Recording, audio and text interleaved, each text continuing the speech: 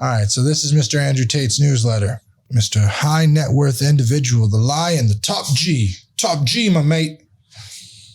Mr. Rolex. Lessons from a professional fighting that translate to real life. So let's just go over the bullet points. You're always tired when you're losing. Everyone loves a winner. Nobody leaves your excuses. Your team helps you prepare.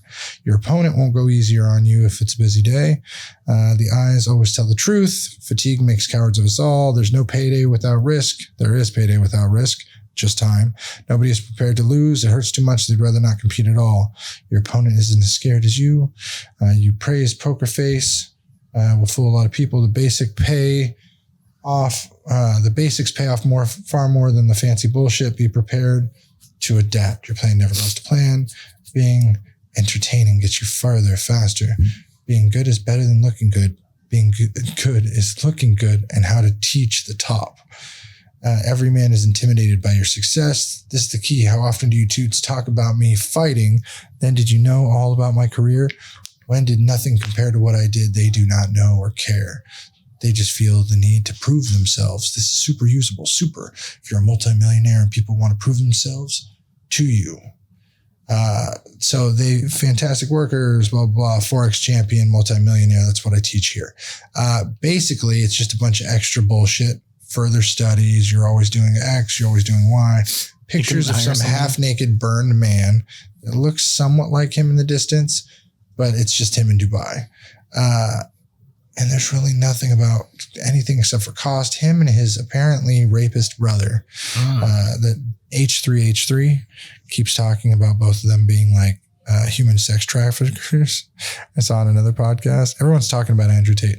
I think he's a fantastic fucking salesman. What he's doing is like, he'll be Arnold Schwarzenegger level of selling himself. You know, Mr. Pumping Iron, the fitness. This is the guy. He lives the lifestyle. He lives in Romania, has no consequence, can pay off the cops, talks about it, talks about the government corruption, all the bullshit with COVID. Doesn't give a fuck. He's like, cancel me. I'm uncancelable. I'll go right back to the real world. You're in the Matrix, baby. Fuck off. I'm top G. Like, that's great. I understand. The way everyone says he's a sexist, misogynist piece of shit is because he talks about owning women. But in every sense, he talks about it so carefully that it's not that he owns women. But any woman he's with is going to act this way because that's the way that he's basically determined this woman's value is. And I can see how that would be beneficial to him. And I see how it's 50 years ago how things worked. Like you were with a woman was with a man for all the status, the worth, the value that she could add to him, but was like very aware that she had a job, a duty as a woman to be with the man and be at home, children, etc., be very caring, loving at the home. And nowadays it's independent, you know, got to be out there, miss hustle. And he doesn't want that. He's very old fashioned with it, but he's very vocal about his old fashioned ways. And some of them are getting him in trouble. So he's getting canceled, doing all that. But then you got people who are spinning the story. Nobody even hits Google. Hit Google once and you'll see that so his brother got a charge for attempted kidnapping in Romania. American girl goes to the Romanian embassy, leaves Romania after being there. Turns out she wasn't actually kidnapped. She just got caught that she was cheating. And the boyfriend calls the embassy saying, she was kidnapped. They start an investigation, said, hey, sorry, Top G, it's not going to happen.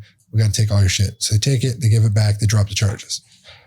Charges were dropped. And then you got Hassan Abi. That dude just scares the shit out of me because he's got such a cult following.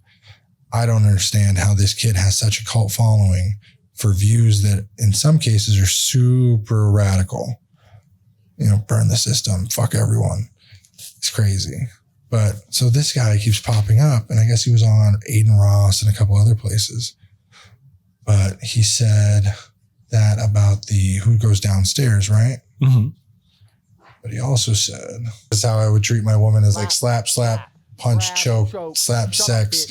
But he wasn't actually doing it. There's a picture or a video of him slapping some girl's ass with a belt.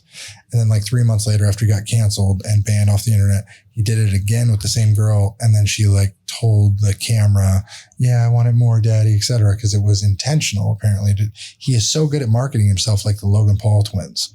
It's fucking crazy. Are they twins? I don't know. I thought one of them was older than the other. I don't give a shit. They're both the same. how he made his millions through illegal gambling. This man ruined the generation of kids. Yeah, everyone's talking about him.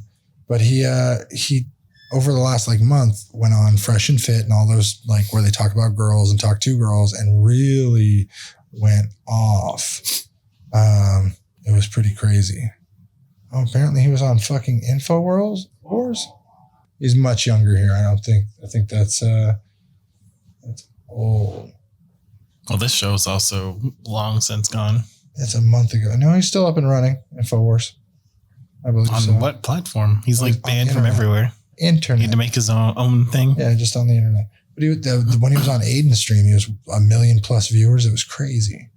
What is it? He was on Big Brother, a couple other places. He was a 4-time kickboxing champion. It's definitely a crazy fucking dude. Absolutely crazy. Life can be super happy. Life can be super sad. I'm trying super hard to separate the good and bad. I go back to my future just to get to my past. But knowing me,